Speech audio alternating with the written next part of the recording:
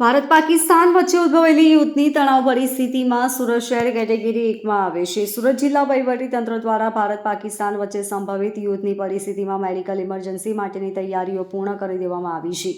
Civil અને સ્મીમેર હોસ્પિટલોમાં દવાઓના સ્ટોક, ડોક્ટરોની ટીમ, લાઇટ કટ થાય તો જનરેટરની પણ વ્યવસ્થા કરી દેવામાં આવી છે.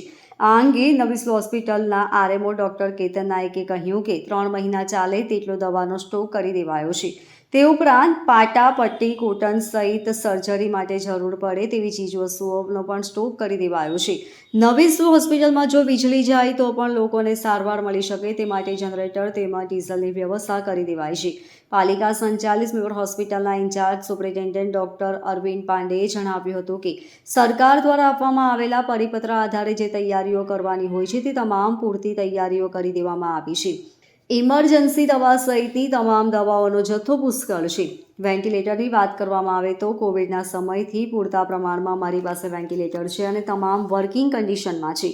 આ સાથે ક્લિનિકલ, સર્જરી સહિતના વિભાગોના ડોક્ટરો પણ હાજર છે. વધારે દર્દીઓ આવે તો તે માટેની પૂરતી વ્યવસ્થા પણ કરાઈ છે. ઇમરજન્સીમાં જે ઇક્વિપમેન્ટનો ઉપયોગ કરવામાં આવે છે તે તમામ તૈયાર કરી દેવામાં આવ્યા છે. નામ doctor Bharatbhai Govindbhai Chavda, medical officer, નવી સિવિલ હોસ્પિટલ સુરત. હાલ હું મેડિકલ સ્ટોરમાં ઇન્ચાર્જ તરીકે ફરજ બજાવી રહ્યો છું. હાલ જે આપણા ભારત દેશમાં પાકિસ્તાનની યુદ્ધ બાબતમાં જે ચર્ચા ચાલી છે એ બાબતમાં આપણે સિવિલ હોસ્પિટલમાં કયા પ્રકારનો બંદોબસ્ત ગોઠવવામાં આવેલો છે? સિવિલ હોસ્પિટલમાં અમારે ઇમરજન્સી માટેની જે તૈયારીઓ કરવામાં આવી છે તે ચાલી રહી છે. તેમાં અમારે દવાનો જથ્થો જે મેન હોય એમાં પાઇન્ટ છે, ઇન્જેક્શન છે, ટેબ્લેટ છે અને જરૂરી સાધન સામગ્રી, ઓપરેશનને રિલેટેડ પાટાપિંડીનું મટીરિયલ, તમામ સામાન 3 મહિના જેટલો અમે સ્ટોક કરી લીધો છે. હાલ જે યુદ્ધની પરિસ્થિતિ સંકળાય એ બાબતે સિવિલ હોસ્પિટલની ટીમ કયા પ્રકારે રેડી છે? સિવિલ હોસ્પિટલની ટીમ તમામ ઇમરજન્સી હેન્ડલ કરવા માટે અત્યારે રેડી છે.